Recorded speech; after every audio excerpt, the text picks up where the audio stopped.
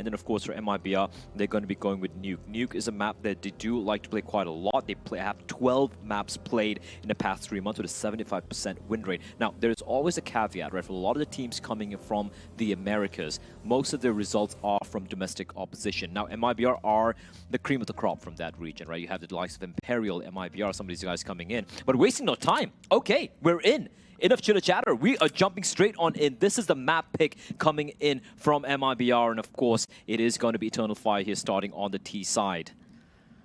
I love that. Straight into the action. No dilly-dallying about Eternal Fire. Already aggressive up onto the ramp. And meanwhile, MIBR have their Julies in the hands of Cello, a player that many have heard of in this last 6 to 12 months. A player that has so much ability.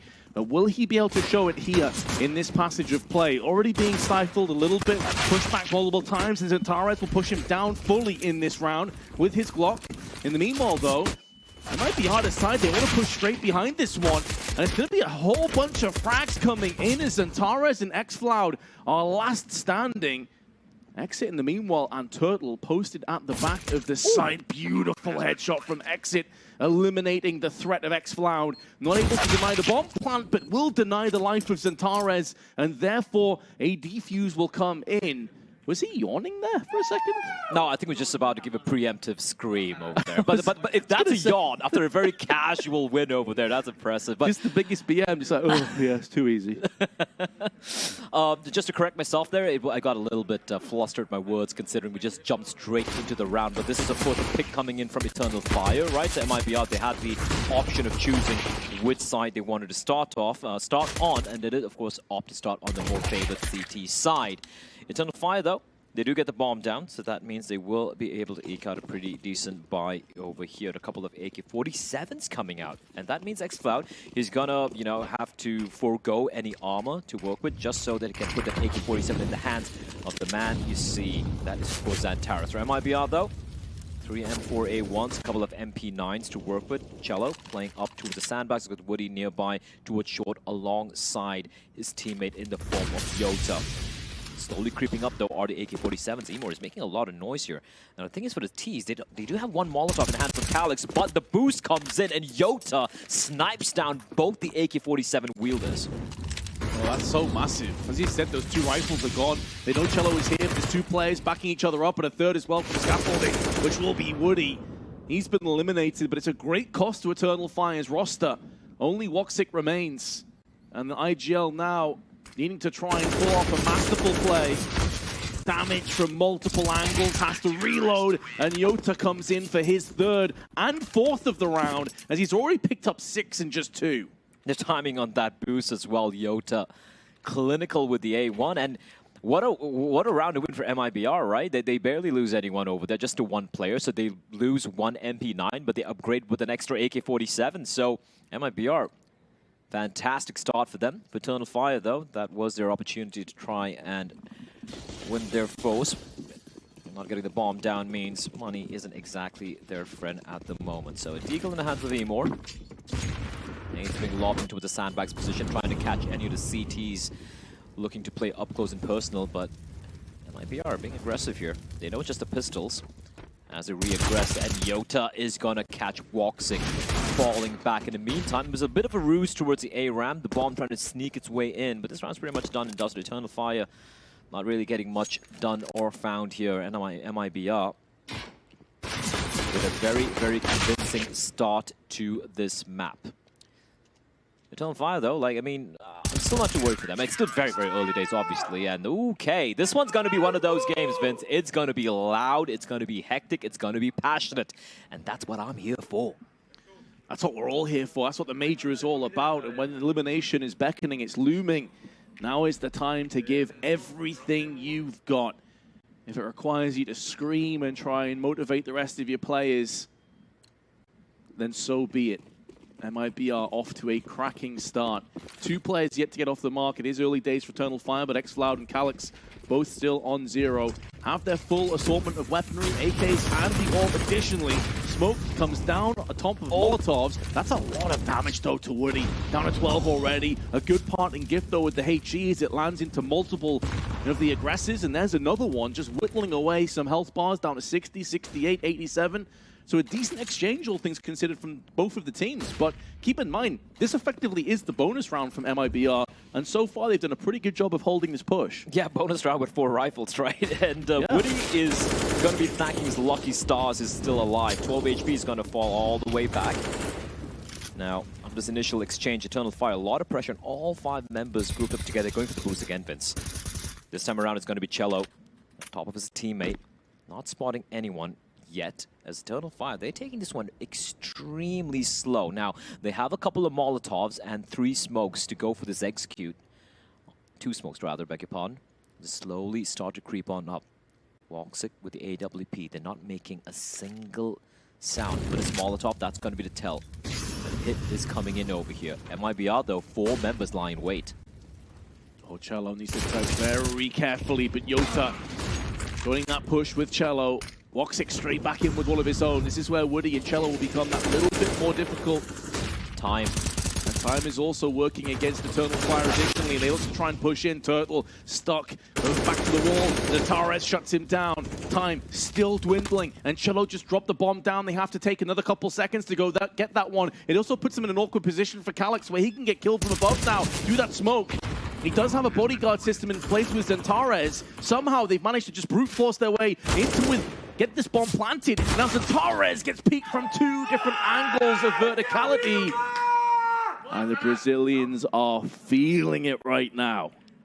That's something you expect to see whenever the Brazilians come to play. And right now, they're off to a fiery start.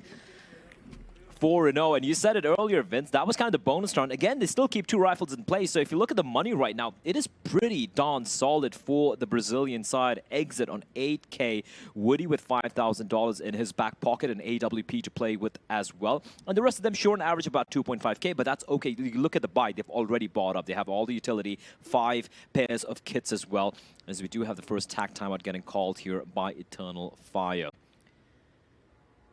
That particular round, though, the first proper full-fledged buy round, it did look a little wonky, I have to say, for Eternal Fire. They very slow creep up towards that bomb site, not really, kind of running out of time as well, not clearing out all the angles they needed to, and MIBR not allowing them free entry onto the bomb site, keeping them pinned down, forcing them to take a bit of damage, you know, just eating away at the time, keeping them at the bottom of ramp. With Eternal Fire, a one-dimensional A hit doesn't quite pan out. We do see Zantares immediately just going for the buy, just going to talk things out right now. They, of course, have money. Bomb getting planted as well with the loss bonus kicking in. No AWP this time around for Woxic, the IGL AWPer. A player you did bring up earlier, Calyx, right? Like I feel like he has been pretty damn solid. You go back to the EU RMR as well. While Woxic was kind of middling, we still haven't seen the Woxic of old come to play yet. Zantares was by far the star player, but the solid right-hand man for Zantares was Calyx. He was very, very instrumental in making things competitive, in making them reach this particular stage. So I'm keeping my eye on Calyx to really deliver here to make this a close series and potentially even get the win for Eternal Fire. Thus far, it has been a little quiet for him. xFloud and Calyx both yet to get off the mark. Yeah, nextCloud was one of the players that when we got a chance, the very first game we actually casted on the B stream, the first day, the first match was Eternal Fire up against BNE. And xCloud was one of their better players in that game. He actually performed really well. He had some massive moments on the B side where he shut down on the CT side, got some big entries on the T side as well. So he's a player that can frag by himself. So that is, as you said, a big worrying trend if neither of these guys can get off the mark soon. That being said, AK's now come into play. There is the lone Galil on the aforementioned xFloud, and they've already taken some pretty forward positioning. xFloud bypassing top of ladder. Run boost out from Zantares allows him to quickly pivot into the right-hand side. But right now, MIBR aren't too keen on this one. Now they may go in for a peek. There's an incendiary preceding the push from Turtle. They feel pretty compelled to stay in this angle for the time being. They know at the bare minimum that Eternal Fire have not pushed into the lower aspects of the stairs, but Zantares has pounced and pivoted onto Turtle and already taken the player advantage. This is a good read coming in for MIBR here, in all honesty, right? They knew that the A bomb site has been the target of Eternal Fire's affections for the past 4 rounds, and they actually kept 2 plays towards B, 2 towards mid, and here comes the execute. Molotov being deployed. The flames will not, however, spread, and Exit's going to be pretty comfortable here. He's not even had to use his smoke. In the meantime, though, Remaining members of Eternal Fire slowly creeping their way back up towards Ram. There's one player there, just jump spotting.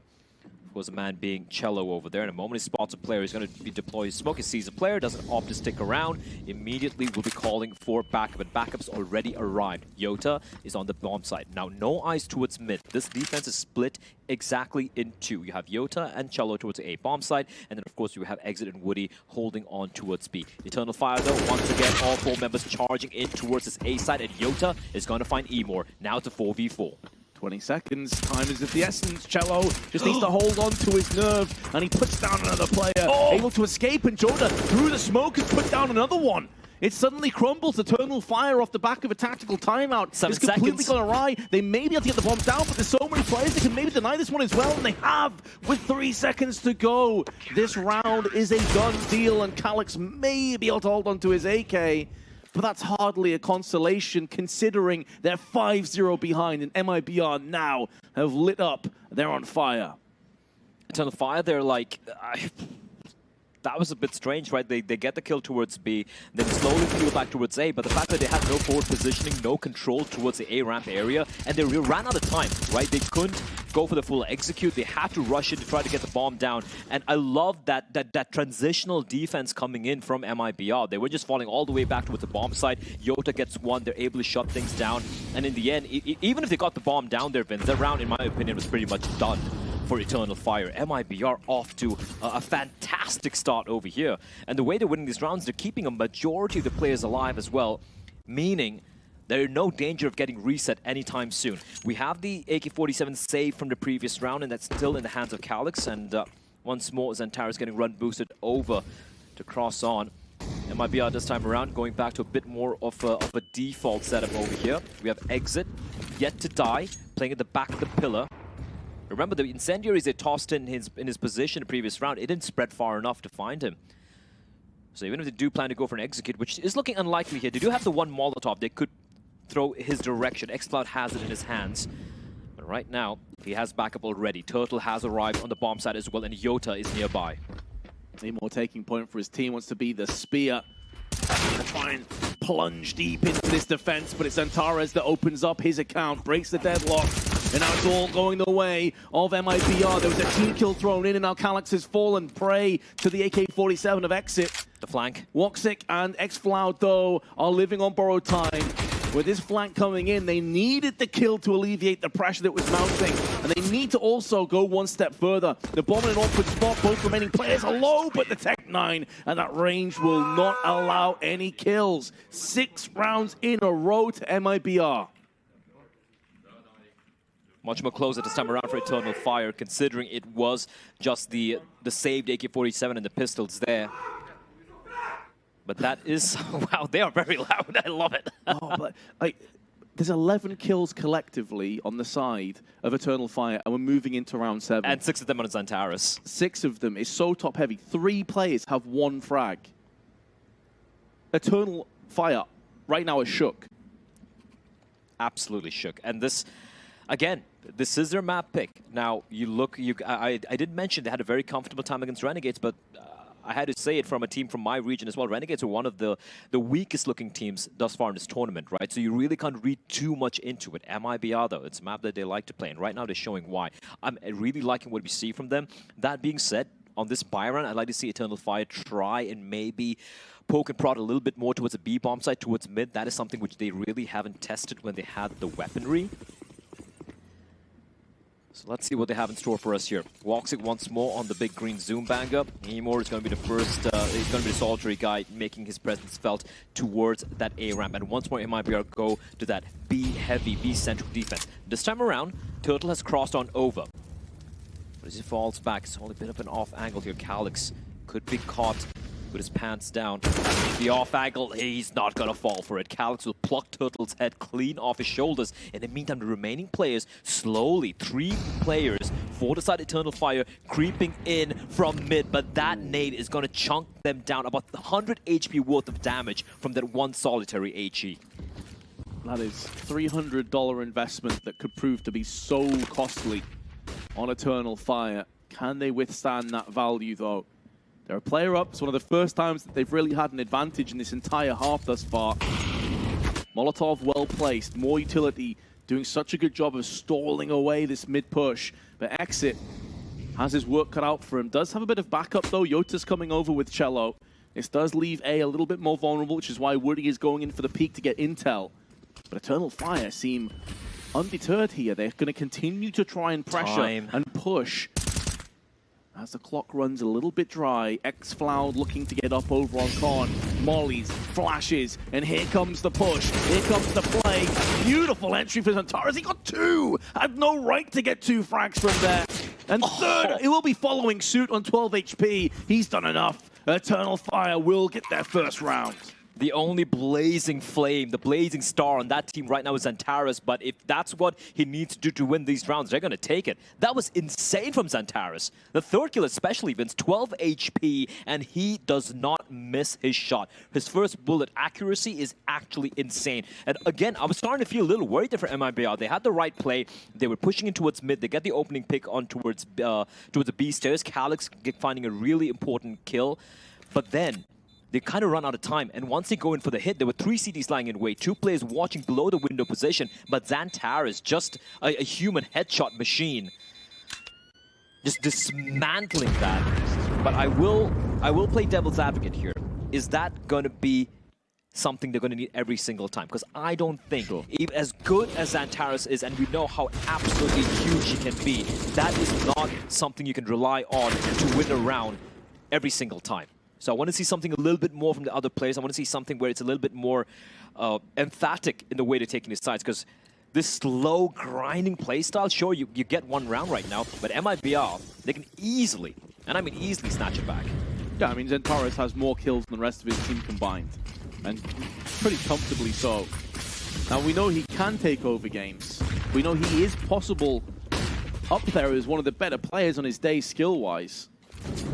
But it's unreasonable to expect that he's going to have the entire burden of this elimination match on his shoulders. Calyx did get a huge entry in that previous round as well, though. So some signs for life on the Turkish team. Emor now puts his own will to use, but there's too many angles for him to watch out for. They need a counter frag. They get in each other's way, and Yota sprays them down. 1 step forward, and an Eternal Fire jump off the skyscraper to their demise. That was a horrible execute. Yeah, that was beyond disjointed. The first time we see them go for just the actual full-fledged execute, not wasting too much of time, and it just gets shut down here. Great hole coming out from Yota. A missed shot from Woxic, and they all just line up. And MIBR, this A bombster defense has been fantastic. Sure, a couple of question marks maybe for the B bombster, but this A has been a fortress. 7-1 for MIBR and Eternal Fire. They do have the money though, right? Like they had a loss bonus earlier, and then of course the fact that they won the previous round because of Zantares. Just I think they had 1 or 2 casualties at max, so they can eke out a pretty solid buy. Still, if you're a Brazilian Counter-Strike fan, you're feeling pretty happy right now.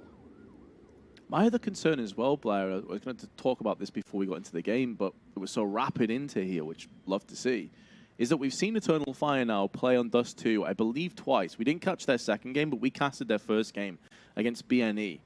And I've got to be honest, I wasn't blown away by their performance on Dust 2. We saw moments of Woxic, if you remember. He was super quiet until the last 5 or 6 rounds, and then we saw classic vintage Woxic. But the rest of the team, other than maybe X-Floud, left a lot to be desired. So I'm even worried. Even if Eternal Fire can bounce back in this game, make it close and potentially take it, if this goes the distance, I'm not even particularly confident on their Dust 2 as it stands. Yeah, that Dust 2 was really shaky indeed. And just the fact that they were getting out-aimed. They were not getting outbrained by BNE, mind you. BNE were just these popping heads like no one's business. And right now, looking at MIBR, it's looking like they're pretty much more than capable as well. It's a beautiful Dragon Lore right there. I was talking to Pimp earlier, where we were talking about the old days at the major where you used to get drops while watching the stream. Yeah. And Pimp was like, hey, he never got a drop. Was it Pimp or Maui? I think it was Maui who said he's never got a drop. And I actually got 6 cobblestone drops. What? Which are, yeah, like in the first couple of majors which had drops enabled. 6 of them. And one of them had a Kenny S sticker. And guess what? I opened all of them, and I just got the dual Berettas. Those are worth more than my apartment right now, each and every one of those capsules. So Yeah, sometimes holding on to stuff is good, Vince.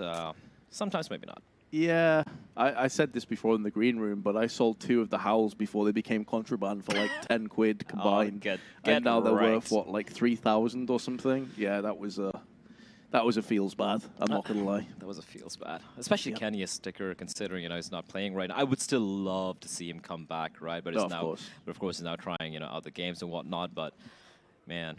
MIBR, though, they look great. Oh, they're just chilling. They're like, yeah, whatever, man. We're just having a good time here in the server. It is looking very solid as well. And it's also the fashion.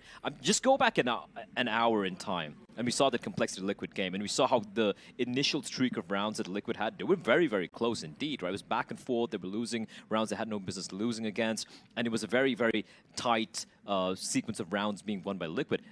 The ones MIBR have been winning thus far have been pretty damn convincing. Yes. I mean, again, you just look at the scoreboard. We can't see it right now, but it's Antares. I think he was on 9, and then the rest of the team's on like 1 or 2 kills apiece.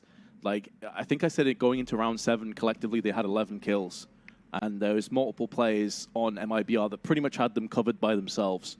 It has been a bloodbath. The 7-1 score, sometimes you come into a game. This is kind of similar to the previous best-of-3 casted with Liquid and Complexity and Vertigo, oddly enough, where the start of the game was quite top-heavy in Liquid's favor, but then you go into the minutiae, you go into the actual mechanics of how the rounds came down, and you're like, well, Complexity actually could have had 3 or 4 rounds.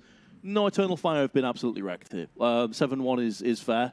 And MIBR have been looking incredibly comfortable. They did lose a couple players in the last few rounds. Their economy, as you can see right now on your screen, isn't exactly flourishing and booming, and everyone like 10k each. Yep. But the way they've been playing has just been so confident, and that's what I love to see. Absolutely. And you can see like just the body language as well. They're just feeling supremely comfortable. They're loud. They're proud.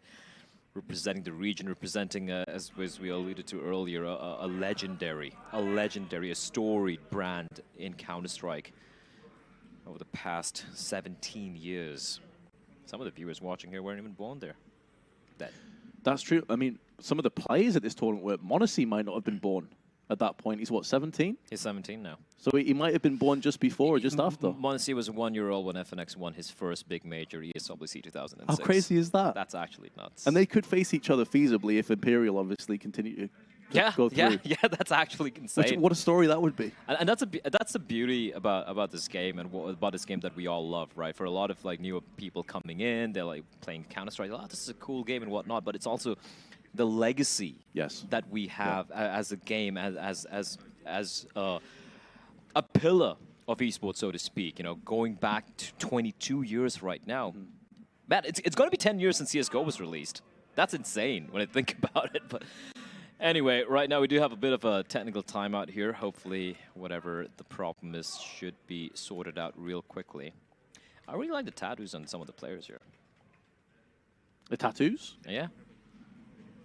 It always freaks me out when I see like a neck tattoo because I just think like how painful that must be. You're having needles like jabbed into your neck. They're metal as hell, Vince. They are. That I can't deny. Yeah. I think I'm just too much of a coward. I think that's what it comes down to.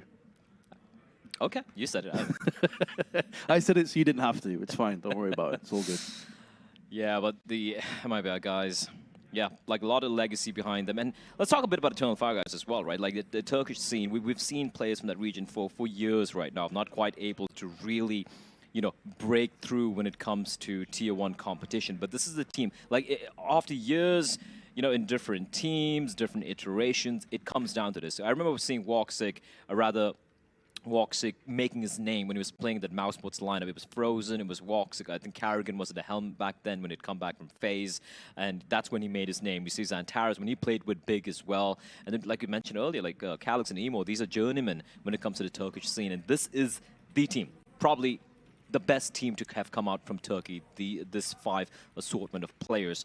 And there's a lot of legacy and story behind the region as well. Turkey is known for the passionate fans they've had over the course of not just CSGO, but going back to 1.6 as well. We don't talk about Source. But the fact that they're here right now, elimination game, it's not just about 2 teams playing, just a game of Counter-Strike just being eliminated. It's about the hopes and aspirations of their respective regions, right? The hopes and dreams of the fans, their countrymen. And for the Brazilians, at least you have 2. You have Imperial right now, you have MIBR, at least right now still in the major. For Turkey, for their region, it's only this one team. That is a lot of pressure on both these teams right now. Yeah, and I'm sure they will be feeling it to some degree. I'm sure they will be feeling that that pressure is beginning to swell a little bit. This is their choice of map. They're starting 7-1. Now, maybe this pause, maybe this technical, I should say, issue may work in favor of Eternal Fire. It will douse down some of that momentum that's been building up for MIBR. These things do happen. As you said, though, yourself, MIBR looks super chill, super relaxed. You can see players now almost going into their own minds and just sort of being meditative to a degree and try not to let anything get into their head. But it's also hard to know how this is going to impact on Eternal Fire. Like, now you have to just stew. You just have to sit there and know you're 7-1 behind on your choice of map. Elimination is literally on the horizon. You can see it. You can almost feel it. It's that close. In the meantime, small little update from the A stream, and Ents are mauling Bad News Eagles at the moment. It's looking a little rough for them at the moment. 12-3 the scoreline for Ents after that one hell of a game we had against G2 yesterday. Honestly, the map being dusty for those of you probably just watching this game. Just the score update coming in. Ents winning 12 rounds on the CD side as opposed to Bad News Bay's 3 rounds on the T side. And this is a map that Bad News Bay is very supremely comfortable on. It's a puggier map. It really works with its strengths. But Ents seem to be popping off at snappy top fragging in the server. So looking a little rough for the Bad News Eagles at the moment. That being said, that's a 2-1 matchup. So even if you lose this game, you still have another opportunity to make it to that Legends stage. All depends, though, on who you're up against, because there's actually some heavy hitters, some big teams in that 2-2 bracket right now. Fours are in the 2-2 bracket, if I'm not mistaken. I believe they got beat by Outsiders earlier today. Yep. You have Liquid. Outsiders, man, like, I'm still trying to wrap my head around it. Like, everyone's talking about that dead team energy, that team magic. They just seem to have it. They were trailing, I think, 11-0 on the first map at Dust 2, their map pick. And then they proceeded to win it 2-1. Like, classic Outsiders. They've managed to make it. And within that match as well, I remember saying, as we are about to get back into this game, or no, tactical pause first. Okay, no problems. We have a little bit more time to fill. It's all good. Yekindar was 1-13, and I remember being sat there thinking, like, I don't remember the last time I've seen this guy have a score that bad before. Yeah. And then in the next, like, 10 rounds, he went from 1-13 to 18-14. And you're just like, well, like, I guess someone's given him a kick up the backside because now he's just fragging out of his mind. Maybe you heard of it, but yeah, Yekindar always a very, very great, in my opinion, like, he's a great ambassador of the game for us, like alongside the likes of a Simple. But enough chit-chat. 7-1. The game has resumed. We even had a bit of a tactical timeout getting taken as well. Because you got to remember, when it's a technical timeout, you can't talk to your teammates. You can talk to each other. And 5 seconds remaining on the freeze time as Eternal Fire. What do they have in store for us here? Because here's the thing, as you pointed out earlier before the... Oh, no, not again. But let me finish my thought real quickly, though, right? Because MIBR, they had a great start initially, but Eternal Fire, they won that one round. They're able to make them bleed a little bit, so the money is not exactly in a healthy position right now. Sure, if they lose this round, and they're able to save a couple of guns, exit, maybe Woody can drop a couple of guns towards Yota and Turtle, for example. But if they're able to break the economy here for Eternal Fire, that's a wonderful opportunity for them to slowly crawl their way back into this game. Oh, absolutely. I think, 7-1 scores we were talking before. You can see on the score yourself. You can see in the frags. Xfloud's still at 1, Woxic 2, Calyx 2, Immor 3, and then Xantaras has been like really the only heavy hitter on the team. You could also argue the same thing over on MIBR. Yota's on 13 frags. He's playing amazingly well. But even with that being said, it shows you how cruel the economy of the CT side can be. It just takes 1 or 2 fairly poor rounds of losing multiple plays, and suddenly you're down into an eco sort of territory here. So yeah, they're 7-1 behind, but they string together a couple of rounds, and they can suddenly bridge this gap considerably. This can be like a 7-3, a 7-4 score in just a few moments' time. So Eternal Fire, they have the firepower, they have the ability. It's just whether they can make it click. And so far, to be brutally honest, it just looks like they haven't shown up yet, Blair. I mean, I haven't seen anything other than Xantares that makes me believe in this team to beat MIBR on this map. It's early days, Vince. It's early days. I like to believe. I'm a bit of a believer. We did lose a few teams as the days have progressed. Right now we're day 3, right, of the challenger stage. We had to say goodbye to the Renegados. we had to say goodbye to the likes of IHC today. They put up a valiant attempt. The boys from Mongolia, shout out to them, man. Like, a lot of people had them as 0-3s, and they ruined everyone's pickups. Mine as well. And you know what? I deserve it. I deserve for not believing in them. They were looking really good. They didn't ruin mine, Blair. Screw you, Vince. But I think they really put up a great showing overall. They went up against the legends in the form of Imperial, right? And they really made them sweat. That game did come down to the wire, but then the experience in the form of Fallen for FNX, everyone able to close it out in the end. But hopefully we see more from IHC. Looks like there's a lot of really up-and-coming talent in the Mongolian region especially, right? And you want to see that happen. I mean, the game's called Global Offensive. I want it to be global. Absolutely agree with you. Yeah, the more nations that we have present, the more regions of the world we have present at the major, the better, as far as I'm concerned. It's really cool, and obviously you and I were in the lift or elevator if you're not from England, and Nine came in, super nice guy. We were having a small conversation with him. This was last night when they found out they were playing against Imperial, and we both said like it's going to be a close game, and he was like it's a winnable game, and he proved. He proved it. He talked the talk and nearly walked the walk as well. It was a very, very close matchup, and I think a lot of people kind of wrote them off coming into this tournament because maybe there were certain elements of uncertainty and not knowing much about the team. I think they proved quite a lot of the naysayers wrong and actually probably won a few fans in the process. Oh, absolutely. I just can't wait to see more of these guys coming in as well. We have Tai Lu picking up Letney as a coach as well. He's walking the path which has been taken by a couple of EU coaches. It was our Peacemaker, who coached Tyler for a bit once upon a time. It was also Jonta as well. So I do wonder, I'm curious as to how that one's going to play out. We've also had to say goodbye to 9Z. Unfortunate circumstances. They didn't have their coach behind them. And 9Z, man, well, what a story they had. Like, the RMR, the American RMR, they were 0-2, losing their first two opening best-of-1s, and then winning 5 best-of-3s in a row to qualify for the major. And eventually, they fell in a heartbreaking fashion to MIBR, to this very team we're seeing right here, 16-14. They lost to ENCE, and then eventually they got eliminated by Liquid. So yeah, we've said goodbye to a few of the teams. So far, though, it's been the Asian, Oceanic teams and the teams from the Americas, Complexity and 9Z, right? All the EU teams still in contention. And right now, we're going to be finding out which one of these two teams are going to go on ahead and which one of them is going to be bidding us adieu. So obviously we're filling here that apparently it's a sound issue, so they can be often quite difficult to deal with. As soon as we find more information, we will obviously relay that to you. But until then, it's a bit of a podcast here. Blair, pick your brain a little bit. I know you've been keeping an eye on the games, even though we haven't been casting and looking over. Which of the teams so far in the Challenger stage, if any, do you think have the best chance of progressing all the way through to the finals? Did you like G2? Do you think did they prove enough to you that they can make the distance? Did ENCE, or did you see too many issues with these kind of teams? That's the thing. I think that the couple of teams I have to pick over here will have to be, obviously G2 and ENCE, right? Like, but when it comes down to it, there's also Spirit, who've made a great.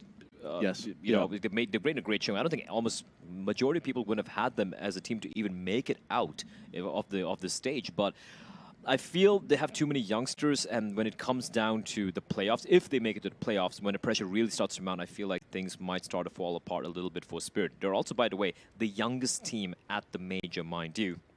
And for ENCE, that's a similar thing. They have been incredible thus far. That loss against G2 was a very, very close affair as well. But we haven't seen a majority of players play in front of a crowd. Front of an arena crowd, and bear in mind, it's going to be a packed crowd here in Antwerp come next week, and that's what separates the men from the boys. That's what separates teams who don't have that experience playing in like in front of a massive crowd with all the pressure on you. It's a whole different ball game altogether, Vince. It's a completely different from playing in a studio environment, and I feel that could potentially take down ENCE, even though they've had a meteoric rise thus far this year. For G2, though, they're the team like who's everyone's expecting. For me, I'm going with G2. I feel like they have the right elements. It's just, can they continue to deliver a little bit more consistently? Because G2 are a team is going to go all the way to the grand finals of something like Katowice. Monty's a proven entity, and then suddenly, in certain tournaments, it just completely capitulate. Pro League, for example, for me, it was a bit of a shocking affair, the way they didn't really make it to the playoffs. But then again, sure, Alexi B, he had COVID. He couldn't be calling for them. so they have a few excuses, so to speak, right? But yeah, I feel G2 should be a team who can make the dream run happen. Hey, we could even see like a rematch of IM Katowice, maybe a phase G2 in the grand finals, unless Simple says, shut up everybody, and drops a 2.0 HLTV rating and just dismantles every single one in the server. That's always the Simple effect, isn't it? You never really know. I mean, he's been super consistent, but it's like, will he go above and beyond in God mode? That could be a good sign, as we are having a bit of a match medic in play. So fingers crossed that we'll be ready to get back underway in this elimination. Best of 3. I'm seeing players dropping weapons. This is potentially a good sign. I'm seeing the clock count down towards 0. It's happening. This is it. Oh, now, boy. the issue is here, Blair. We discussed this probably about 10 minutes ago. What kind of impact does that have on the momentum? MIBR before that timeout were looking super sharp. Now Eternal Fire, maybe things have slowed down a little bit from MIBR. Maybe this is where they can start to really grind their way back into this game. Absolutely. These sort of like long timeouts can kind of ruin the momentum of certain teams, but that's what we will be seeing, how this one plays out, how MIBR, whether it's affected MIBR at all. And now we've seen how this B bomb side for MIBR has had a few holes in the defense, and somehow player has found a little bit of room to work with here towards ramp. I think that's Emor creeping up towards A ramp. In the meantime, 3 members slowly grouped up here right outside of B. There's a bit of a forward positioning in the form of exit, and Emor's going to get a free kill. Oh, he's taking a sweet time. He's going to get by 1. Nice tap, looking for the second, and he will indeed. Emor just sneaking in, opening up the A bomb site, and that means that the immediate rotation back towards A for the remaining members of Eternal Fire. They're going to leave Calyx around, hoping to find someone, but they still have to make their way on towards A bomb site. Eternal Fire 5v3, massive advantage for the very first time in this half, if you ask me, Vince. The best chance they've had to take a round. Oh, by far. Emor with 2 freebie frags, dropping down Woody, who's had a bit of a slow start to this game, but certainly a player to watch out for. However, Exit is keeping this at least feasible as he deals the fatal damage to Calyx, but that is the component of the lineup of Eternal Fire that is not pushing on to A. So they still have multiple adversaries to contend with. They cannot deny this bomb plant, and I think MIBR are just looking to save this round. That's the right call. That's the right call coming in here. And we did say earlier, if they're able to at least keep a few rifles around, they can still eke out a pretty decent buy. So Exit can drop a weapon for Woody, and Cello will probably have to just buy for himself. Considering he's got $2,600 to work with right now, I guess he can eke out maybe an A1, some Kevlar, a little bit of utility perhaps. But a huge round here to win for Eternal Fire, all off the back of that little lurky play coming in from Emor. You look at his team and you look at the firepower they have, like Xantares and Woxic and even Calyx, you're looking at them, but Emor being extremely impactful. Able to somehow find that, just thread the needle and find the perfect opportunity to strike, and he even held on to his trigger finger. He didn't get etchy. He first found Woody with the AWP and then goes for the immediate transfer onto Cello. Great work from Emor there. 2 kills, rounds done. And MIBR left a little shook. That A defense has been actually really solid indeed. But Emor somehow able to find that hole, and Eternal Fire, sorry, MIBR probably wondering, okay, that really shouldn't have taken place. That hole should really not have been made for Emor to steal the round away. But because of the saved rifle, they will be able to eke out another solid buy here. However, if they lose this, if they lose the guns, that's going to be Eco City for MIBR and a golden opportunity for Eternal Fire to bring this one back. This is a switch up from MIBR though. Aggression, as Cello is going to find a kill in Emor, assisted by Yota, and that's going to force Eternal Fire to go for a faster play towards B bomb site. Burning alive and then Flash as well. The Exet has no idea, but still alive. 4 HP. Then dealing the fatal damage to Xantares. Couple low plays, but good incendiary tossed in. Is funneling the T's into an awkward position. And that funnel is now being closed tight. Woxic and X-Flowered against 5. Looking to try and do as much damage as possible.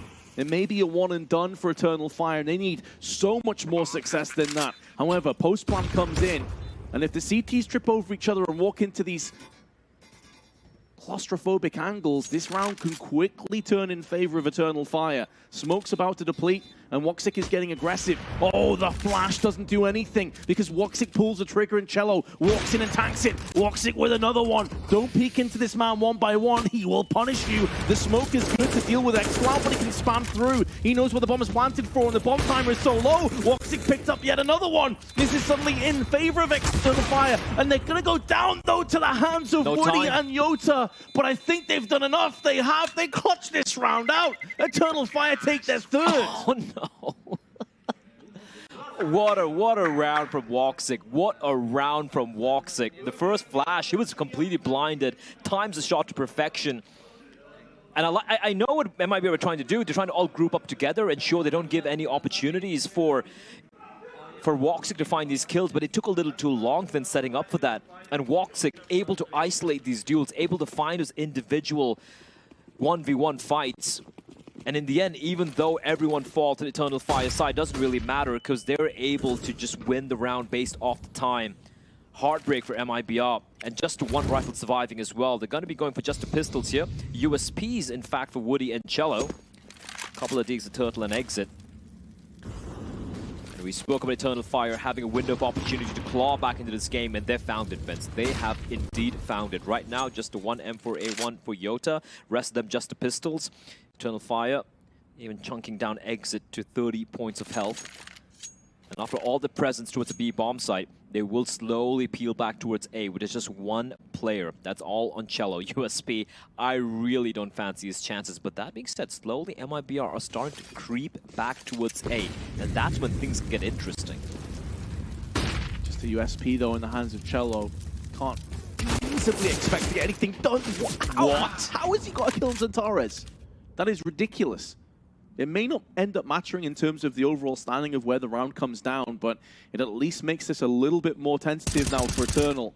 Yota boosted up not for the first time and getting success again. Eternal Fire can't seem to break down MIBR. Even in the rounds they're winning, even in the rounds that they should be walking through without any issues, they are still stumbling, they're tripping, and they're falling. And now Turtle is here with a deagle. He still has 2 bullets in the chamber. And X-Cloud is first in. Exit helps him out. They knock down 2 players. And Woxic's alone. And he's being pivoted in. Not only did MIBR win with basically deagles and an M4, they keep 4 players alive, and they have 3 AKs by their side now. Eternal Fire have completely decimated themselves. They went into the round with an M4A1 and 2 deagles, and they come out of it with 3 AKs and an AWP. What an absolute disaster for Eternal Fire. Firstly, how the hell is Zantares going to take it down by a USP? Cello with the double dinks, and the Turtle and Exit able to finish up the job with the deagles. Dirty Deegs doing the work. And if you're not fired up after that, I don't know what will. MIBR just absolutely kicking Eternal Fire in the nether regions. And yeah, you need a attack timeout after that. You need to take a breather and figure out how that all went wrong. And look at the buy after this, Vince. I mean, Tech 9 for Woxic, Galil, and AK-47. That was a round we were talking about. Eternal Fire should have won and made it 7-4. Right? It would have made things even more comfortable for them on their map pick. Instead, MIBR, they robbed them. And now, Eternal Fire with the force buy of their own. Early Molotov towards mid, keeping the players at bay. But Eternal Fire looking to try and go for a mid to B play here. And Woody lies in wait. They're seeing the shot. Some teams will pop the flash through on the vents before peeking that one. No flash preceding the peak may have put Woody into a false sense of security. Doesn't get baited out or doesn't get punished regardless, so ends a bit of a stalemate. But MIBR will have the advantage. Purely off the basis of their weaponry, they still maintain middle control, and Eternal Fire now have to be funneled down into the ramps. And because they had no players here early on, they've bypassed any scaffolding control, and that affords Yota the opportunity now to peek down there. Keep in mind, they may have eyes in the back of their head right now, wishing they did Eternal Fire, because of how many times that he's been boosted up and done tons of damage, but he's fallen down to the hands of Zantares. Cello tries to retreat as fastly as he possibly can, and he's just picked off in the back. And just like that, Eternal Fire, again, with pistols, with rifles, and making a real go of this round. It just seems like neither team can fully get comfortable in this half. The CTs, though, they have one smoke Molotov to work with, And they're going to go for the save. They're immediately going to go for the save. That A-hole just falling apart there, Vince. They were playing aggressively, not expecting Xantares. That duel was crucial. If Xantares doesn't get that kill, suddenly MIBR shut it down, but the force buy from Eternal Fire, it pans out. And again, very similar. Although this time around, it wasn't Emor all by his lonesome finding the two openings towards A, but the fact that the defense from MIBR maybe a bit too overzealous, sticking around for a little bit too long there while not really having any eyesight towards the ramp position. And then once it start getting swarmed, there's not much you can do. Sure, might find a couple of kills, but then Eternal Fire with the retrieved weapons as well. Bear in mind, like, that was a very rough buy, Vince. Like pistols and a couple of Galils, but now, at least for MIBR, they have the 3 saved weapons to work with and just going to buy the 2 M1s, M4A1 for Yota and Cello. But it's really hurt their money as well. 8 and 4. Suddenly, bear in mind, it's a 7-1 for MIBR before we went on an extended technical timeout. Eternal Fire seem to have kind of found their footing here. Despite a couple of mistakes being made by MIBR. Nade going to be lobbed in. That's not going to do much of damage. And once more, they're going to be going for the 3-pronged attack in towards mid. You have Calyx waiting patiently towards the bottom stairs position, and Emor is going to be the one to collect the bomb and group up with the remaining teammates. Timing is everything here for Woody. Oh, that was damage through the first frag of Xantares, and a weakened X-Floud is picked off afterwards. His woes continue, 2 and 11. Emor exit with a spray, and he's got 2. What a hold from him, and the Brazilian spills the bomb down. Eternal Fire cannot get consistency on this T-half. They are battling and fighting tooth and nail to just pick up any little scraps that they possibly can. And this round feels like it's out of reach. Woxic with the AWP has so much time left on the clock that even looking to try and save the AWP here may be too tall a task. So maybe forced into a bit of aggression as he goes back towards the T-spawn. Exit is hot in pursuit, anticipating that this is a distinct possibility. And of course, the reason why Woxic is going for this play is because the bomb is spilled out in the middle of nowhere. So as long as MIBR have control over the bomb, they know there's going to be no shenanigans onto the other sites. There it is, as the observer is showing us. An untenable position. And that is why Woxic is looking to hold on to the AWP. Now, they'd have enough money regardless, but the fact that Emor's down to $550 at least affords them to maybe drop an AK or a Galil across to him. But now Eternal Fire are going to have to deal with MIBR, who are closing Woxic down. And if he does die after time, that is going to put them in a really awkward position. 1 second to go. Do they find the AWPer? He is somehow surviving. He gets checked right in the dying embers. There will be no AWP. There will be no round bonus for Woxic either. And there will not be no 5th round either for the Turkish team. They are seriously struggling here. That was the literal last second. I really felt like Woxic would somehow escape there with the AWP, but it was not to be. Huge show from Exit, as you pointed out earlier there, Vince, but 9-4 now for MIBR. It's been very back and forth the past few rounds. Again, we will see the pistols come out. No Hero AK-47s this time around for Eternal Fire. Tech 9's Glock for Emor. They're going to be saving all their money for the final round of this half. Right now, the penultimate round. Exit. Playing a bit of an off angle. Usually likes playing right next to the wood. But it's got Turtle perched on top of the bomb set. Exit's going to be coming in. Flashbang's going to pop. Not going to deal any damage whatsoever as Exit's going to find a play. That's Woxic is getting hunted from behind. He's going to find a second kill. Xantares finally puts him down into the ground. Turtle, no. Perfect timing at the edge of the smoke. And it's all on X-Floud. Finds one, but his days are numbered. 10-4 for MIBR. They don't make that one any closer than it has to be. And for Eternal Fire, Vince, this is what they saved for the previous round. And they're able to make it to 5. They can start to feel a little bit more comfortable. I don't know, 4 rounds. It's not exactly ancient, this map. It's not. A lot of T-sides have plenty of success when it comes to Vertigo. But considering at one point it was 7-1 and they were just being blitzed, I think they'll take 5 if they can pick that one up. 4 maybe too little. We'll have to wait and see. As Cello is getting aggressive into the ramps, the smokes and mollies separating the two teams. Woody did just make noise dropping down. That would have been heard, but Xantares was not anticipating that particular angle. So he's punished. Woxic bounces right back in with one of his own, however. But now Emor is slowly sneaking his way up into the scaffolding. Cello with the smoke down. Flashes and mollies being exchanged, just blotting out some of these key choke point areas. They know Sandbags is now clear. The tight angle from side also clear. This is vital intel that Eternal Fire can really work off. But again, Turtle is coming down, channeling his inner floppy, channeling his inner shocks. Will he have the same kind of result, though, from the previous matchup? So far, he doesn't, but he's at least forcing their attention away from the site towards his position. Very intelligently, doesn't overstay his welcome. There's no need. His presence right there, even if he just falls all the way back towards mid and comes back towards the A bomb site, that's going to keep Eternal Fire so very paranoid. They tap the plant, and now they're going to commit to it, but Exit is going to find X-Flag with a perfectly placed HE. Emor's going to try to plant the bomb as well, but a secondary nade might find him. But no, there is no follow-up nade. Emor will actually fall eventually to Cello, but now the 4v2 make that all on Walk in a 1 versus 4, and Yota will snipe his head clean off his shoulders. MIBR, 11 rounds for the Brazilians here on the map pick coming in from Eternal Fire. Even with the soundproof headphones, there is no way that Eternal Fire don't hear that screaming.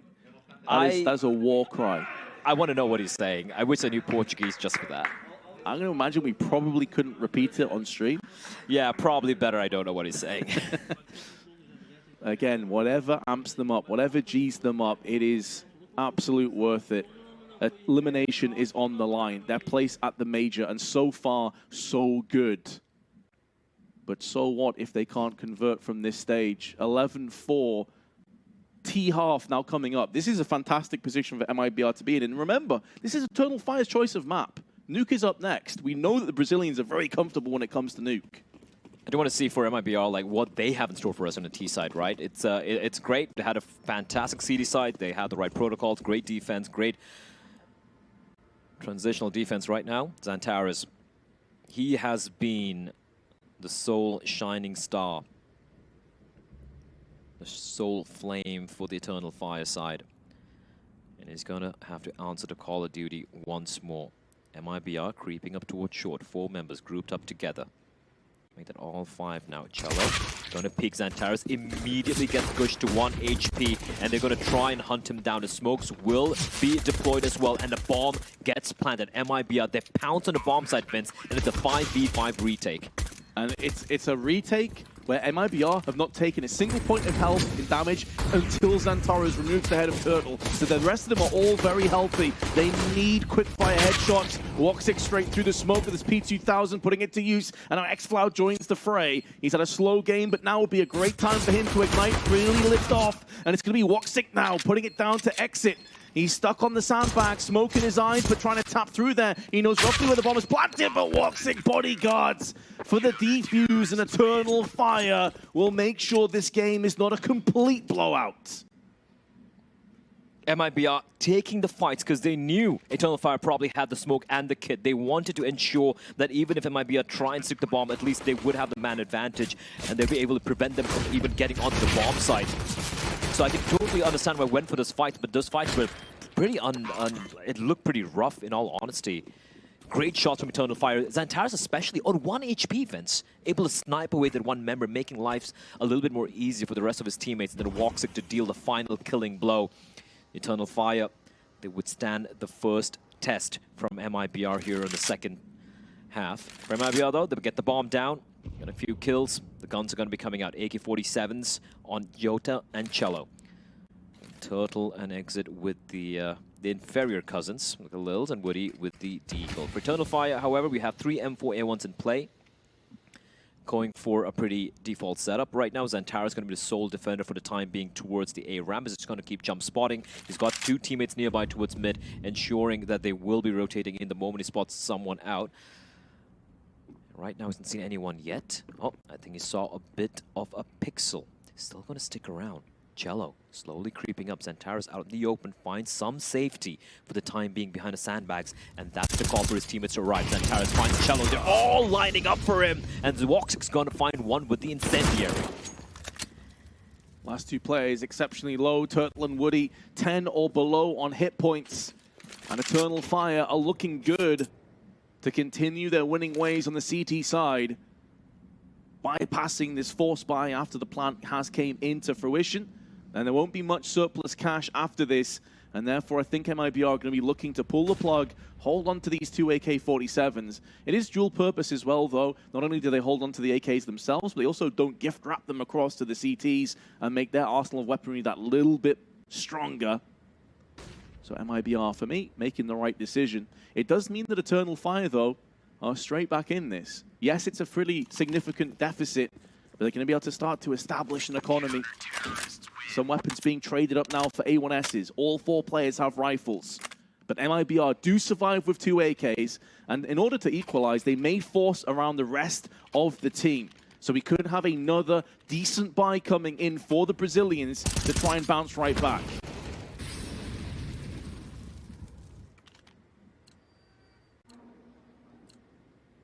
Here we go, though.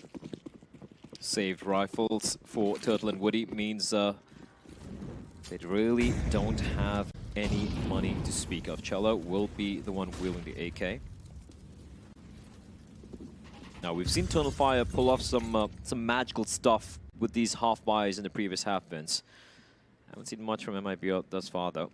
And right now, Eternal Fire, this long grind back to tying things up, to trying to wrest the lead back on their map pick. Start off on the right foot thus far. MIBR slowly creeping up. The 2 defenders here lying in wait. Emo is going to be the guy to make first contact. X-Cloud's going to be playing up close towards the quad. The nade is going to sail in. Doesn't quite deal as much damage as I thought it would. And Turtle with the AK bombs out X-Cloud. He needs to get the kill. He will indeed. That's a B bombside defense just crumbling in a span of a couple of seconds. And this is without all the players actually dipping in for their full investment. This would be a horrendous turn of affairs if Eternal Fire concede this. And Calyx is doing his level best to make sure that doesn't come to fruition. He had 3 kills going into this round, but now he has started to have a lot more impact with this FAMAS. The round and the threats are no closer to being over, though. 35 seconds left. Eternal Fire still need to hold on to this. And MIBR have control over the bomb. Woody comes in. Goes in for the plant. There's not enough utility to stop this, although a grenade lands right on the head of Woody, and the second one finishes him off. It still puts Yota in a position to clutch. 19 kills becomes 20. Still alive, still in the fight, but Woxic shuts him down. He was on a heater, and he's been doused down significantly, but Eternal Fire make that a lot closer than it needed to be. Oh, absolutely. Considering 3 of the players were in a full eco right there, and Yota, I don't think even had any armor, which is why the aim punch came into play.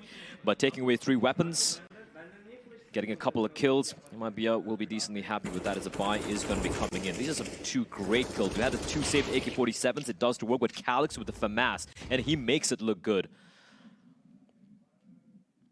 And there we go. That's a classic Woxic emotions coming to the front. He's always a very emotional player. I used to love that about him and Frozen back in the day. And it can go both ways, right? Like, when he's winning, it's elation. When he's losing, it can be tilt. Oh, absolutely. As an IGL, that's a quality you don't necessarily want. You need someone that's a little bit more level-headed. And that's one of the reasons why, when we heard he was IGLing, we were like, well, hold on a second. Is this going to work out? Well, looks like it is right now, as they are slowly crawling back. Here's just a 4-round deficit between the Turkish side and the Brazilians. And sure, some of the rounds have been close. Some of the rounds looked like it was looking a little dicey, but they have indeed been able to continue this little bit of streak they are on right now. Eternal Fire in the meantime. They do have the buy to, sorry, in MIBR, they do have the buy to work with Woody with the AWP. Just waiting patiently for Eternal Fire to show something. And Eternal Fire right now, they have 3 players towards A, just the 1 player that is Emor holding at mid, and X-Flout the B anchor for the time being. And for MIBR, this is very reminiscent of some of the rounds we saw, some of the buy rounds we saw from Eternal Fire, where they're slowly creepy crawling their way in, not making any sound, but kind of running out of time to go for the execute. But Eternal Fire, will this defense hold is the question. Calyx is jiggle peeking around the corner. Smoke will be deployed by the CT to prevent them from pushing in, but at 30 seconds on the clock right now, these smokes are buying the CT so much of time. They're really compacting and constricting this potential push, and Yota straight through the smoke, straight through the flames. 20 seconds. Picks up the first. And now Eternal Fire have to hold on. There's so little time left on the clock that it would only take just 1 or 2 kills through the smoke, and that could be good enough. This nade was close to denying the bomb plant, but not quite good enough. And Zentaros will finish off what that nade started. Turtle bites the dust for the time being, but could be enough, because there's still plenty of bodies left alive for MIBR, and Yota's playing behind the smoke. Woody puts down the AWP at range and deals the fatal blow to Woxic, and Eternal Fire pull the plug. They want no further part in round 19. They're giving it up. Yeah, the moment they lost a second player right there, just look at economy, you're like, yeah, let's get the hell out of here. Zentaros and Emo combined about $1,100. Xflows only wanted some semblance of money to speak of. They want to hold on to AWP, and also they had no smoke to work with. And sure, they had a couple of kits, but in a scenario like this, these 4v4s, in the chaos, you try and stick the C4 through the smoke. No smoke means they need to go for those duels, and they didn't really have much utility, hardly any flashbangs either. So the right call, in my opinion, from Eternal Fire to go for the save there, but a huge win for MIBR because they finally kind of broken the streak for Eternal Fire. And look at the money right now, even with the save, it's not that great. We're going to have Calyx with the Desert Eagle, a FAMAS for Xflow. They still do have the A1s and the AWP in the hands of Woxic. But for MIBR, they kept 4 alive there, and not just keeping 4 alive, of course, winning the round as well. So they're looking pretty comfortable here. I was starting to sweat a little bit there for MIBR, but I think it was Cello just walking in, sorry, it's Yota, walking in through the smoke and the flames and getting the kill on the first defender on the A bomb site, which opened up the site for business. So ballsy plays coming out from the man Yota. In the meantime, spotting out Woxic, who is playing a dangerous game, jumping about. He will fall back to safety. That's the thing with Yota. He's just been so confident this entire match. We've seen him get boosted up multiple times on the CT side and rain down havoc, skewer those oncoming Ts. And he has been put down here, but again, he's trying to make plays. He's trying to be proactive. This time it may backfire, though, because the firepower was in favor of MIBR, but they're making moves elsewhere. Mid now under contestation from Turtles. Antares, though, gets him as he turns his head. And the timing could not have been sweeter on the side of the CTs. Did they just molly themselves off on short? It looked like it. It's now been smoked and extinguished, but blocks them off. And Woxic will knock Woody off his mortal coil.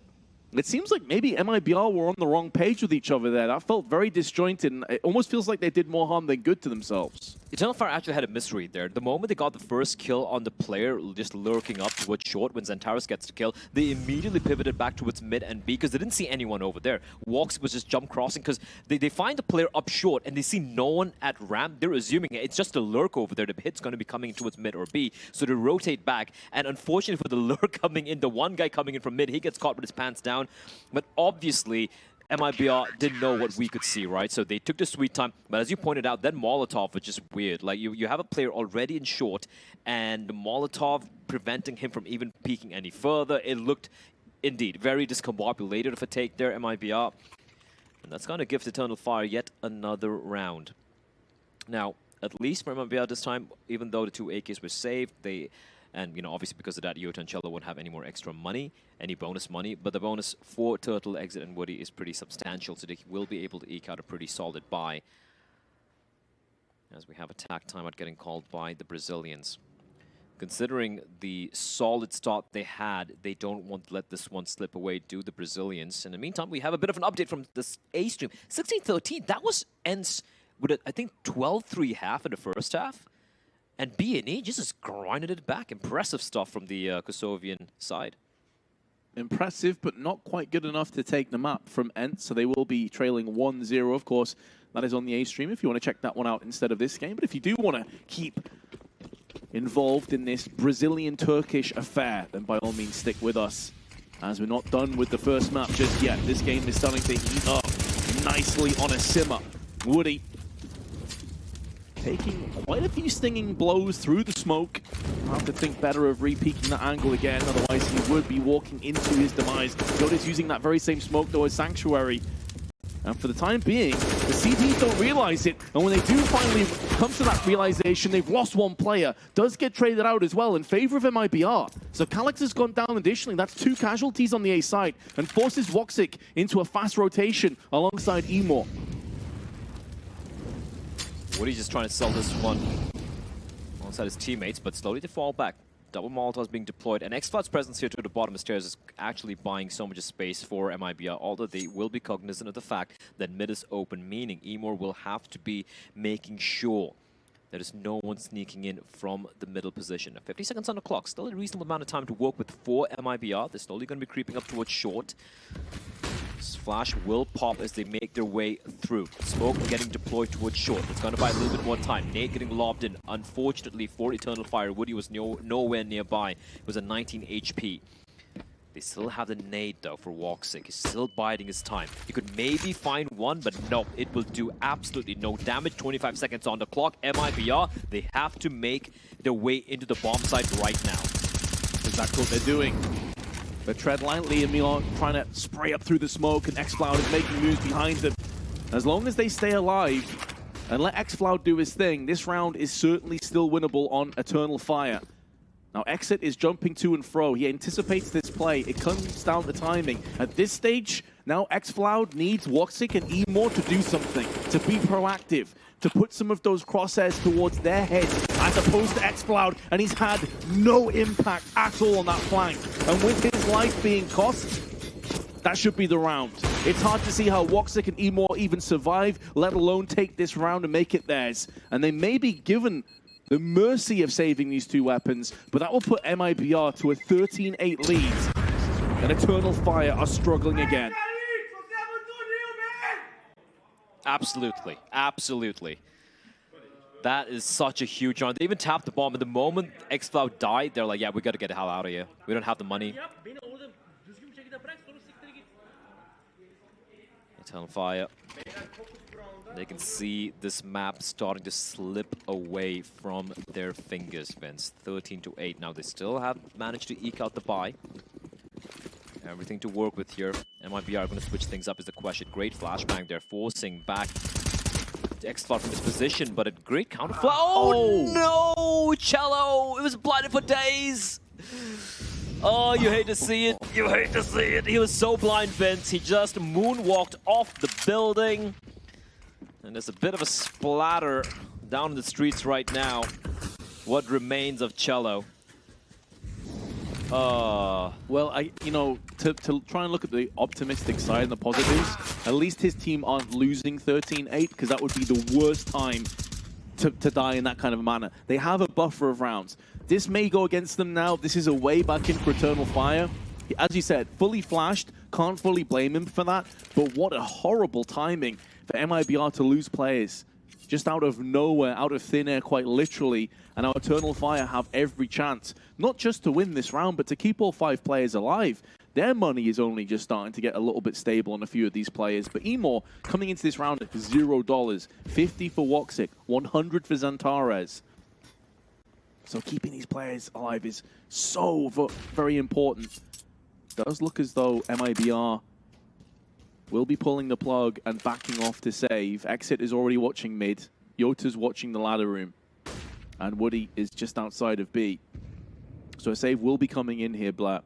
It does put Eternal Fire, though, onto a 13-9 deficit. And when you consider, if you cast your mind back to the start of this map, it was 7-1 in favor of MIBR, and it didn't look like Eternal Fire had even shown up on the server. Oh, absolutely. This has been a grindy affair. But if MIBR, you're still not quite hitting the panic button yet, right? You still have 4-round lead over here. But that is a very, very... Accidents are indeed preventable. I absolutely agree. Although... Oh, there we go. Oh, he even jumped over. He jumped over. Oh, no. Oh. It just... I feel that. I really do feel that. But, all right. For Eternal Fire, they win the round, and they keep everyone alive. That's going to be really helpful for their economy, right? So, going to be feeling pretty happy with that. But the margin for error, it is very, very slim right now for the Turkish side. 4 rounds still separate them with MIBR's Yota once more, making his way up towards a ramp position. Exit making sure there's no one pushing in from mid. For Eternal Fire, this is a far cry from the Liquid game we saw earlier, where Liquid were like supremely, one might even say, overtly proactive on CD side, just poking, prodding, pushing it, going for the flanks and whatnot. Nice flash though, but not quite able to take advantage of it is Calyx as he falls back, and they're getting hunted down, but two players lie in wait, and Emor and Calyx grouping up. They are just getting chomped down with his crossfire from Eternal Fire, and Calyx replying back with a wallbang of his own. MIBR are getting swept aside by the Turkish team here. What a hold, and MIBR not expecting two players grouped up there towards a short area, and one of them right behind towards a headshot position. Yota and exit with about 35 seconds left. The bomb, completely untenable position. But that is the least of their worries. It's the 5 healthy players that they're up against that have found a second gust of wind driving behind them, propelling them towards a comeback story. Yota on 22, exit 15. Between the two of them, they have fragged out considerably over. They like to slow down just a tad. And this attack was completely skewered, completely vaporized from the CTs. That's one of the most comfortable rounds we've seen from Eternal Fire as well, in all honesty. If you take away the whole, Cello falling off the edge of the world in the previous round, that was just all Eternal Fire. You can't even blame necessarily their opponents for that one. Yeah, Eternal Fire haven't lost a single player in the past 2 rounds. That's huge. That is humongous for this side. And see MIBR now slightly, a little bit more subdued, Vince. A little bit more quieter right now. As we realize that, okay, it's not even been close the past couple of rounds they've lost. It hasn't even been competitive, as Eternal Fire has just completely dunked on them. And as you pointed out earlier, like the lead MIBR had, it is slowly but surely dwindling as time passes by. The one thing for Eternal Fire you got to point out, and you got to give credit where it's due, the 1-2 wombo combo of Xantares and Walks. We kept talking about how these two need to deliver, and they have delivered. It's a bit of a double-edged sword as well when you have a team that is so vocal and so loud and just cheering when you're winning. When you start to lose, it starts to feel a little bit silent, a little bit quiet and lonely. But Woody, Exit, Tunnel have all put in kills. What? Eternal Fire, again, fall to the wayside by pistols. We saw this happen on their CT side, or the T side, pardon me, multiple times. And now they're facing that very real, grim possibility again, which would just catapult MIBR towards the finish line so quickly. And MIBR, with 2 AKs, albeit on weakened players, are able to push their way up towards the A side. They have lost Woody, which is certainly considerable, and Calyx and Xantares could still pull this out of the flames. They could still somehow redeem this round that looked like it could just be slipping away like the rest of Vertigo. Xantares is just peering around towards that backside of the room. The nade. There is going to be a nade available, and he's going to line it up. Is that going to be enough damage, though? Cello gets out of there. Did do a little bit of chip, but the Molotov will additionally do nothing. So bomb plant, suddenly MIBR have a very real advantage in their favor. Xantares goes walkies up on the boxes, doesn't get fully punished for that one. Molotov will force Exit out into the open. Actually, is that landed too shallow? I don't think that's going to extend. It finally does in the last couple of ticks, but Exit's fine with this because he's wasted more seconds that can't be focused onto the bomb itself. And that's keeping Xantares in so much of a predicament right now. Here we go through the smoke, coming through with the shank, but won't get there in time. Eternal Fire take the round. But again, if you put it in context, they win a clutch post-plant, but they came into that with a huge advantage in weaponry, and MIBR took 4 of them down. That is such a massive round for Eternal Fire to win. It's like you pointed out, MIBR had no business winning that. They had the one hero AK-47, a few deagles, the Molotov spreading. If that didn't spread, the round's done. Xantares being the bodyguard, protecting his team, and even taking a knife straight into his chest cavity. And they are fired up. They are fired up as hell. MIBR now. Just a 2-round lead, Eternal Fire. The flame hasn't quite dimmed yet. Double offset coming into play here. This time it's Emor and Walksick. Walksick taking a preemptive shot. He did a flashbang towards mid as Calyx is just tapping away in the smoke, hoping to find a little bit of luck. And here's the thing with MIBR, when they speed things up, Vince, I know it's just with the pistols, but when they go for some of these faster plays, they do seem to find these openings. They do seem to be able to crack open his bomb sites. But when they slow things down with the rifle, that's when they seem kind of little lost as to what they want to do. And that's when they kind of get caught flat-footed a little bit. This nade could be huge, and indeed it will take a chunk out of some of the MIBR players. Follow-up nade as well. Cello down to 38. Turtle on 60 as well. For the time being, they have been stymied. They have a look in the form of exit. He's waiting for his teammates to make a play here, but Eternal Fire, now they have almost 3 players lying in wait. And I love this repositioning from xCloud. Look at how forward he's pushed. Especially as he has players that are behind him, 2 of them in actual fact. That has multiple bullets that are able to be sprayed down, plus the AWP as well. And that's going to keep him in close enough proximity to have impact, but also be feeling safe. He has a comfort blanket around him. And now that they've got their 2 kills, he can back off. They've got everything they wanted out of this round. And now all they have to do is just sit in, lie there, and wait. There's 1 smoke between the remainder of MIBR and 10 seconds in which to utilize it. So they're going to be saving, once again, Eternal Fire, not just get the round, but they keep 5 players alive while doing so. This MIBR T side has been... It's been flaccid. I won't lie. Like, apart from a couple of rounds where with the pistols they're able to crack things open and they went for a much faster play. Every time they slow things down, they just don't seem to get anything done. Running out of time. How many times have you seen them just save their weapons? Losing a couple of players, running out of time, not knowing what to do. There just seems to be a lack of a procedure, so to speak, as to how they want to approach either of these 2 bomb sites. And Eternal Fire, Vince, they were 7-1 down in the beginning of this game on their map pick, and now they are just 1 shy of tying things up and potentially even taking the win here on their very map pick. The Turkish team, they've shown quite a bit of tenacity in order to bring us back to this position. MIBR, though, once again going to be buying around the saved rifles, but they need to do something. They need to show some signs of life, because this has been flat from the Brazilians on the T side. 11-4.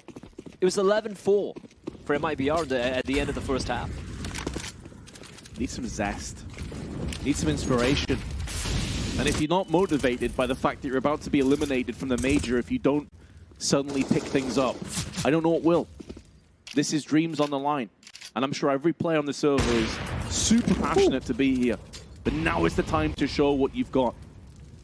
Narrowly missing out on the shot for the kill.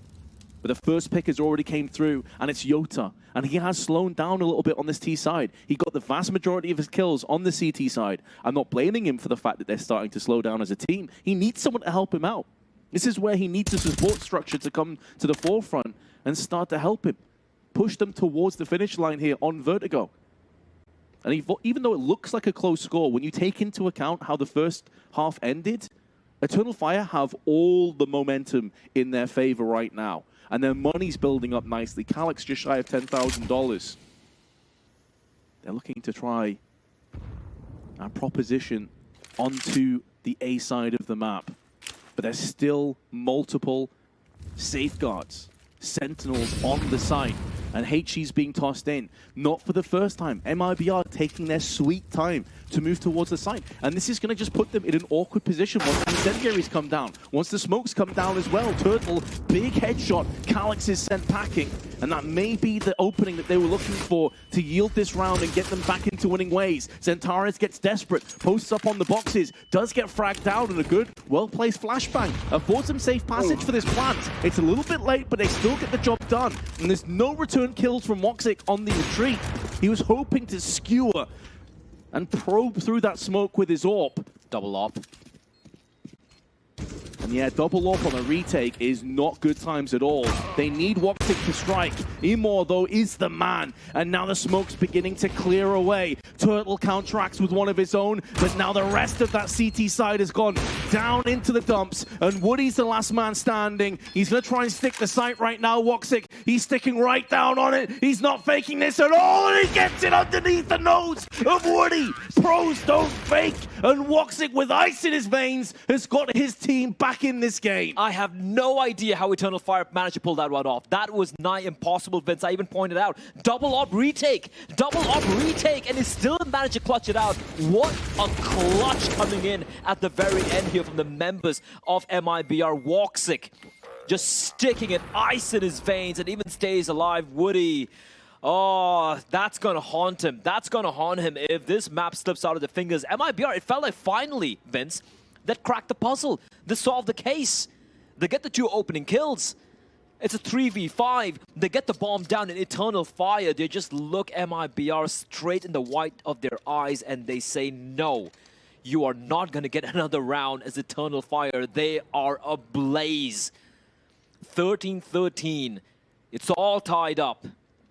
And if I had any doubts about this Eternal Fire team and Vertigo, especially considering the lackluster start they had, it has been not swiftly, but absolutely eventually swept aside. And this is where my concern comes in for MIBR. You had Cello screaming his lungs out when they were winning. Now it's eerily silent. Oh, yeah. This is where you start to realize just how bad the situation is getting. This is where they need somebody to just amp them up.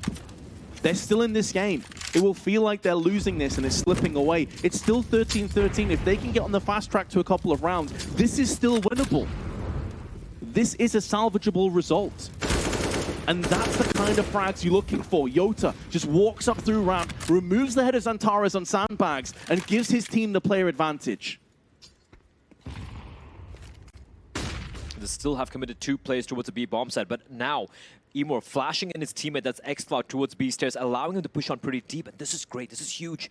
This positioning, he can easily find a couple of kills here unless MIBR are cognizant of his position, and they aren't, but doesn't matter. Total's able to trade. Again, to slow things down, though.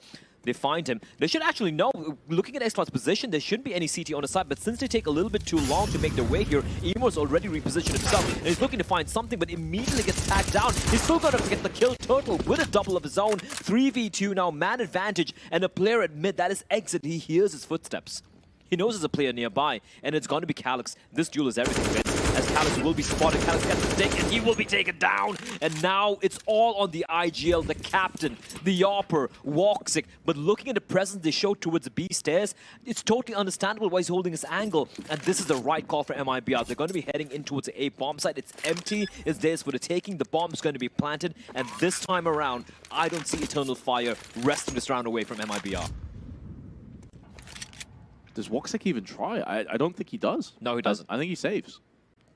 Which, considering the money situation, makes sense with Xantares. They want to keep the AWP. The downside here, though, is it's a bit of pill to swallow. Round 27, you just got 5 in a row. Things are looking fantastic for you. And now you have to just swallow your pride, back away, keep the AWP alive, and effectively give MIBR one giant step towards that 16-round mark. I want to hear if Cello and the boys are going to scream after this win. I want to see them go ballistic here. Bring that energy. Nope. Nope. Deep in thought. And that's my concern. When we started the game, every win, every kill, you heard them. We could hear them from where we're sat and stood right now. Yep. There's a big-ass thick wall separating us from the players. We could actually hear them here. But, yeah. They know how hard-fought this win was, Vince. They know how hard-fought that round win was, and it'll be in the back of their minds. Can they replicate it? Because for Eternal Fire, they have the buy. They had the money. All those rounds they won without barely taking any casualties is really come to fruition here for Eternal Fire, allowing them the ability to buy a gun and not being reset immediately after losing a round. Here we go. I tell you one thing though, Blair, if they win, you better believe the roof is coming off this building. They're going to be screaming their lungs out with how close this has been, how intense. Just the pure weight of their major lives on their shoulders. And this is only the first out of potentially 3 maps, and we're not done just yet. The way this game is going, I wouldn't even be surprised if we hit OT. But Eternal Fire need to pick up the pieces. They need to try and scrape it back together again. Again, this is worrying. Every time I see this from Eternal Fire, sorry, from MIBR, right? It's just this slow crawl up towards ramp with no eyes anywhere, no pressure anywhere on any of the other extremities of the map. And oh, Xantares goes challenging. And Cello and Turtle grouping up together to instantly put him down. That's going to draw the rotation right now. As we do see Emor on your minimap slowly making his way towards the A bomb site, leaving the B bomb site only in the hands of xCloud. But MIBR, they are fixated on this A bomb site. They're going to be making their way in. Smoke's going to be deployed. 30 seconds still to work with, a little bit of time, but it's swiftly running away. Emor playing very aggressively, and he is going to find one. Can he make his escape? No, he can't. Cello will find him. 4v2 now, MIBR. Bomb will be planted, and it is going to be down to Woxic and xCloud once again to try and clutch this one out. But looking at the money, Vince, you have to go for the save now. And MIBR, it took a while, it took forever, but they do get the map point. And they have two of them. Eternal Fire looking to save, understandably. $300 on Calyx, $150 on xCloud, $650. Really, only Woxic is over that $1,000 mark. So MIBR have two opportunities. It's been a valiant comeback attempt on Eternal Fire. Whether they win or lose, they can hold their heads high that they even made this close, considering how battered and bruised they got early on. But just shy of the finish line, they have tripped and stumbled one too many times, and now they need to collect themselves. They'll be calling their fourth and final tactical pause, making perfect sense, knowing just how important this round is, but also probably figuring out who's dropping what weapons. Because they've got to go all in. MP9 picked up, they've got an M4. Calyx is going to have that one. And now we're about ready to get into this game. This is it. All that comeback, that sequence of rounds with Eternal Fire, is it going to be for naught? That is the question on everyone's lips. And for MIBR now, two opportunities. Two chances to close this out. The map pick of their opponents. The map pick of Eternal Fire, you can clearly see on the top of his screens. Coming up next, of course, will be Nuke. That is a pick by the Brazilians. And if we do see a third map, it will be on the classic Dust 2. Here we go, MIBR. Looks like a faster pace here. Maybe not. Nope. Just gonna slow it down, Vince. They don't know the meaning of haste. I understand as well, because Eternal Fire have had some very good counter utility over the previous 5 or 6 rounds. It's what got them into a lot of positions. 3 players stacked over on the ramp side, though, including a double boost for Xantares just over that smoke. I love the idea, but this pretty much mitigates and bypasses any short control. And if they continue to push round short with Yota, he is going to find so much information. Oh, this is the perfect play to the stack that's been put into place. He's seen nothing so far.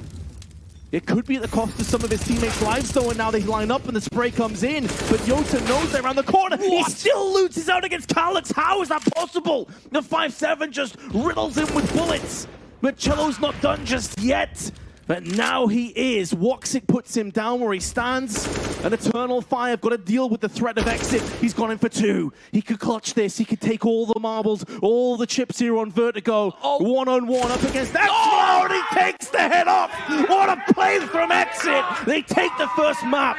And they're one step closer to survival. Oh, the 1v3 to close it out, Vince. I thought Eternal Fire had done enough. I genuinely believed that they've done enough to bring this one back and maybe take us to the final round. But exit, he says no. He opens the door and shows Eternal Fire the exit on their map pick. And that is going to be the map going the way of MIBR. Eternal Fire, though, your heart has to go out for them, right? That was a monumental comeback, Vince. It was a grind.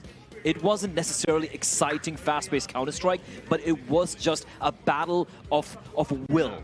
And in the end, MIBR are able to grind it out. That was a hell of a clutch to close it out.